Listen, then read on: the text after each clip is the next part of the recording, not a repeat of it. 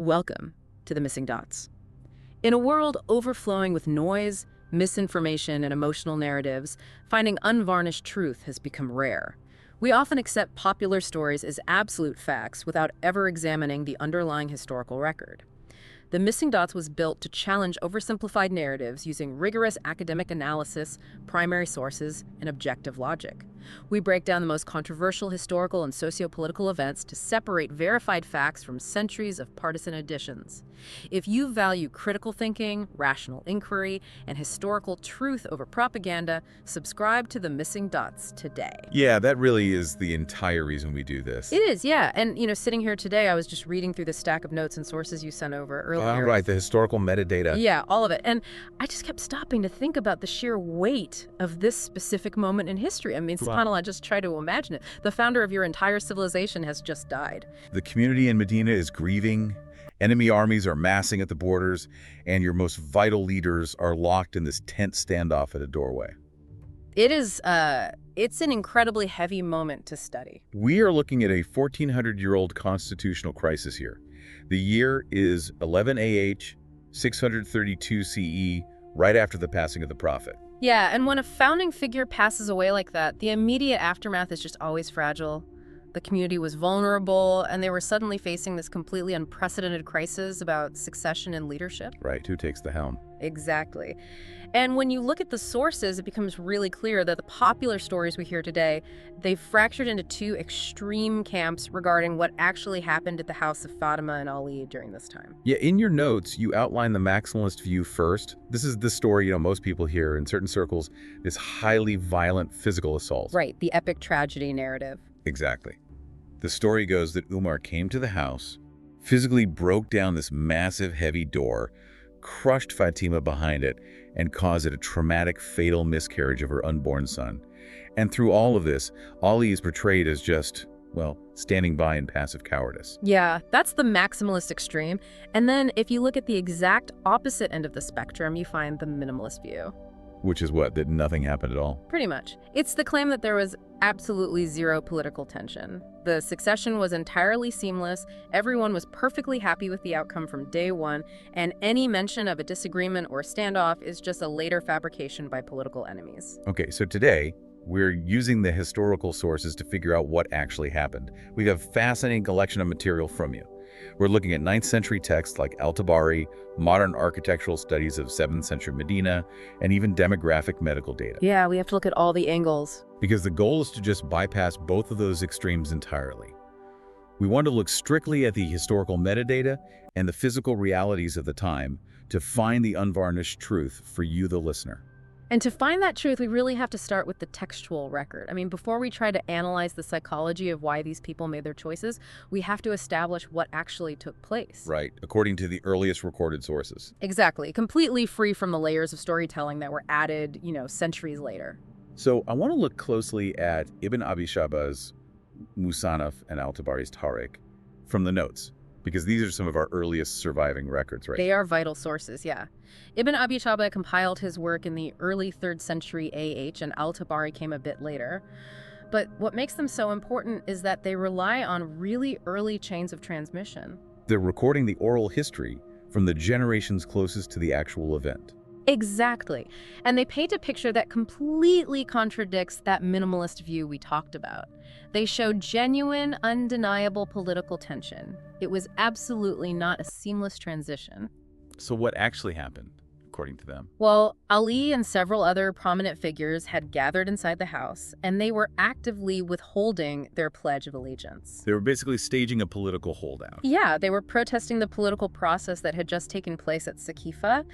And from the perspective of the nascent state, this gathering was a severe threat to its stability. I mean, you have a rival political faction gathering just as the leadership is trying to secure a very, very fragile transition. Exactly. So Umar was sent to the house to compel their attendance at the Central Assembly. And the early texts record that he issued a highly aggressive conditional threat when he arrived. The arson threat. Right. He essentially stated that if they did not come out and give allegiance, he would order the house to be burned. See, I am really hung up on this part. If someone is threatening to burn down a house while people are inside it, how is that not an intention to cause a massacre? It sounds extreme to us, definitely. Right. Like, are we sure this wasn't a literal plan of execution? Well, in the context of late antique Arabia, we have to understand the rhetorical tactics of the time. This was a practice of hyperbolic deterrence. Hyperbolic deterrence, like exaggerating to make a point. Exactly. You use extreme, shocking language, a threat of overwhelming, devastating force to compel compliance and break up an opposition gathering without actually wanting to initiate bloodshed. Oh, like modern riot police, using the loud threat of force to clear a street.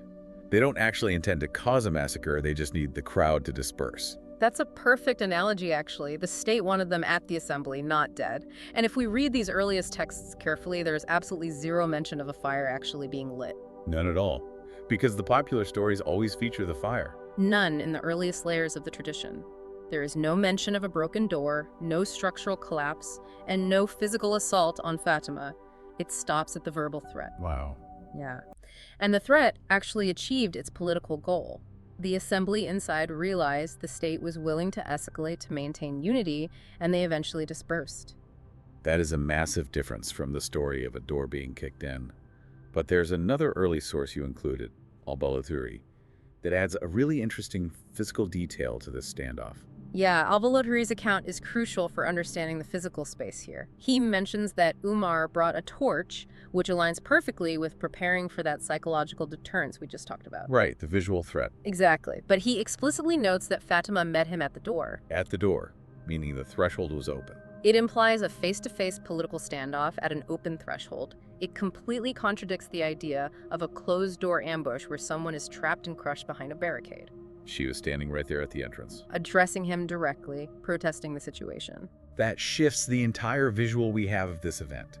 Because if the earliest texts only describe this tense verbal standoff at an open doorway, it really makes me question the physical mechanics of the later stories. The mechanics just don't add up. We need to look at the architectural data you provided about 7th century Medina to see if a violent door crushing is even, well, scientifically possible. Right. The built environment of early Medina is something people constantly misunderstand today.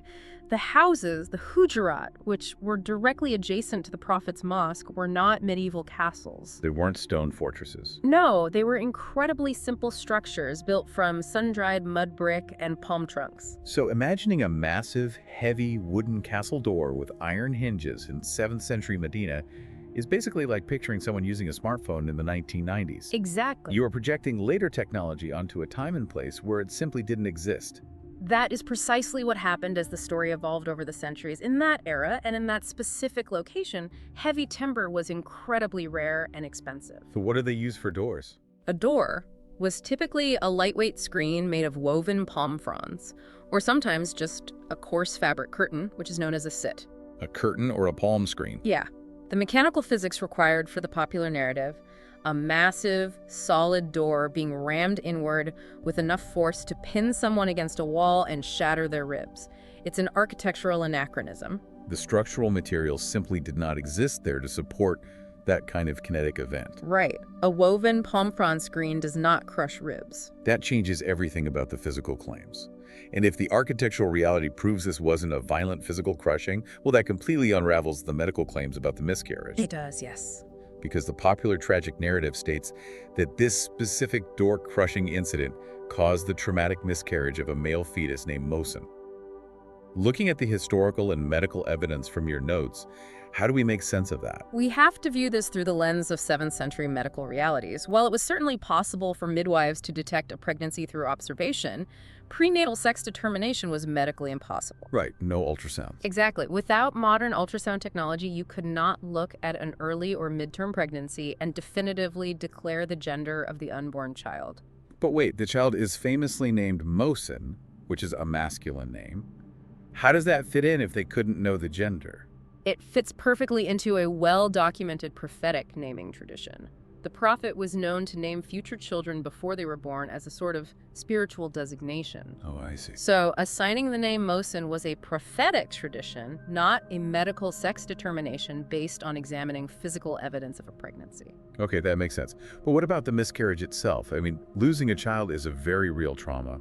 regardless of gender. It is a profound trauma, absolutely. But this is where the historical record diverges depending on when the text was written. In the 7th century, the baseline rate for spontaneous miscarriages was incredibly high across all populations. So high. Roughly 15 to 25% natively. Furthermore, if we look at the earliest Sunni genealogical registers, they simply list Mohsen as a child of Ali and Fatima who died in infancy. Meaning he was born alive but passed away very young. Sadly, infant mortality was also very common. It is only when we move into later sources, written centuries after the fact, that Mohsen's death is specifically framed as a trauma-induced miscarriage directly caused by the door incident. So the contemporary historical record simply cannot securely link a physical assault to a miscarriage here. Exactly. The evidence just doesn't support it. You know, understanding that this was a high-stakes political standoff, a verbal confrontation at a palm frondeur, and not a physical massacre, it fundamentally changes how we view Ali's reaction. It changes everything about his role. Because the polemical narrative always accuses him of cowardice.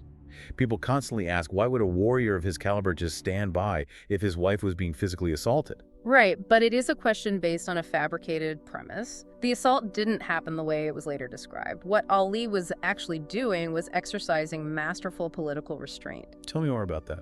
We have to remember the broader geopolitical context of 11 AH. Right after the Prophet passed, the nascent Islamic State was in terrifying danger. They were facing the Ridda crisis, the apostasy wars. The survival of the entire community was hanging by a thread. It really was. Multiple Arab tribes across the peninsula were revolting. They were refusing to pay the zakat, they were mobilizing armies behind false prophets, and they were threatening Medina itself. And wasn't there an external threat too? Oh, absolutely. On top of the internal revolts, the Byzantine Empire was a massive, looming threat to the north. If Ali had drawn his sword at that doorway to exact personal retaliation or initiate an armed rebellion against Abu Bakr and Umar, It would have instantly triggered a tribal civil war right inside Medina. exactly. And the external enemies or the apostate tribes would have just marched in and wiped everyone out. They would have annihilated the entire Islamic polity within a matter of months. Ali understood the stakes. He exercised what classical scholars call al-Kaf, was al-Sabr, strategic restraint and disciplined patience. Alhamdulillah, because of that restraint, the state survived. We often confuse violence with strength. But holding back, when you have the capacity to fight, sacrificing your own immediate political rights, swallowing your own grievance to save the entire community, that requires so much more discipline. It really does. It perfectly aligns with the higher objectives of Islamic law, the Maqasid al-Sharia. You tolerate a lesser harm, in this case political marginalization and a very tense constitutional dispute, to prevent the ultimate destruction of the entire community. But that makes me wonder about an argument I see all the time. If Ali's restraint was so successful in 11 AH and preserving the community, why do people use the later civil wars, like the Battle of Siffin decades later, to argue that his restraint in Medina was pointless? Historians call that the unity paradox. People look at the later civil wars and assume that since the community fractured anyway, his earlier patience must have failed. Right. But that is a flaw in political analysis. In 11 AH, the threat of the state being completely erased was immediate and existential. Ali's restraint prevented that immediate annihilation. It bought them time. It bought them a crucial 25 years. During that generation, the state expanded, administrative institutions were built, and the religion was secured across a vast territory. So the later wars were a totally different context. Entirely. The later civil wars were caused by new structural issues, new provincial wealth, massive standing armies, and shifting tribal tensions after the conquests. To blame Ali's decision in 11 AH for the events of 36 AH is just illogical. Because without his restraint in 11 AH, there would have been no community left to even have a civil war. Exactly. That is a profound way to look at it. And it also explains his behavior in the years that followed. His subsequent cooperation with Abu Bakr and Umar wasn't capitulation, was it? Not at all. He operated as a supreme judicial advisor. Umar famously relied on Ali's legal brilliance for the most complex constitutional and penal matters. Ali exercised ideological leverage from within the system to ensure the community stayed true to prophetic precedents. He even named his own sons, Abu Bakr, Umar, and Uthman. He did, which demonstrates an incredible ability to compartmentalize. He could maintain his profound political disagreement regarding the succession process, while still maintaining social accommodation and avoiding a multi-generational blood feud. It is the behavior of a brilliant statesman not a defeated captive. Precisely. So, if the historical, physical, and political evidence all point to a managed constitutional crisis and this incredible strategic restraint by Ali, we have to ask the obvious question: how did the two extreme polarized narratives we hear today actually get created? It comes down to a phenomenon called asymmetric data pollution. Over the centuries, the historical record was distorted in two completely opposite directions by different political powers who needed the past to serve their present interests. It is fascinating how history is rewritten by the victors, but also by those needing a foundational tragedy. That is exactly what happened. On one side, you had Sunni sanitization. The Umayyad and Abbasid dynasties actively suppressed or minimized the very real political tensions and the legitimate grievances of the Hashemites. Why do they do that? They wanted to protect the absolute, unquestionable legitimacy of the caliphal succession. How do they actually do that, practically speaking? Do they just destroy the old records? Sometimes records are lost, sure, but it is primarily done through patronage. They fund historians who smooth over the rough edges of 11 AH. They elevate narratives that suggest there was no dispute at all, that everyone was perfectly content. They sanitize the messy reality of a constitutional crisis to make the state look uniformly unified from the very first day. Yes. And on the other side, we have Shia amplification. Right. So what happened there? Well, centuries later, during the 4th century Umayyad era and later the 10th century Safavid era, this narrative was weaponized for state building. These dynasties needed a powerful, mobilizing sectarian identity to unify their populations against external rivals. So they needed a foundational trauma to rally around. They did. So the political standoff at an open door was expanded into a graphic, epicized tragedy.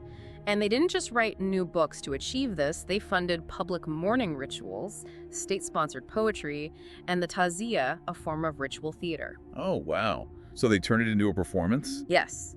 That is when the specific physical details, the heavy broken door, the shattered ribs, the tragic miscarriage, really takes center stage in the cultural memory. They needed visceral. The early sources clearly document Fatima's deep anger, her profound grief over her father's passing, and her active political protest regarding her inheritance and the succession. Ali's political marginalization was a real grievance. So they still suffered an injustice. Yes. Acknowledging that it was a tense, coercive political standoff actually validates their struggle without needing to rely on later fabrications of physical battery. The truth of their emotional and political pain remains entirely intact. That is such an important point for you to consider as you reflect on the sources we discussed today. When we cling to exaggerated black and white stories of cartoonish villains and flawlessly passive victims, we actually rob historical figures of their humanity. We really do. By understanding the genuine, messy political crisis of 11 AH, we see Ali and Fatima not as helpless victims of a physical assault, but as incredible human beings making agonizing, selfless choices to protect a fragile legacy. They stood the ground, but they chose the survival of the community over their own immediate rights. It's an incredible legacy. It makes you wonder, if political restraint and swallowing your own grievance was the ultimate heroic act in the 7th century, why does modern political discourse still equate compromise with weakness? We are so quick to demand fiery confrontation today, but next time you see a modern political standoff, ask yourself, who is actually playing the long game? How many other historical narratives have we accepted purely for their emotional comfort rather than doing the hard work to find their complex truth? That's a great question to leave off on. To rebuild your mental peace and legacy today, give charity, sponsor a student, and plant a tree. May Allah grant us success. Don't forget to check. Come on, let's go. Don't forget to follow this channel, The Missing Dots. Thank you.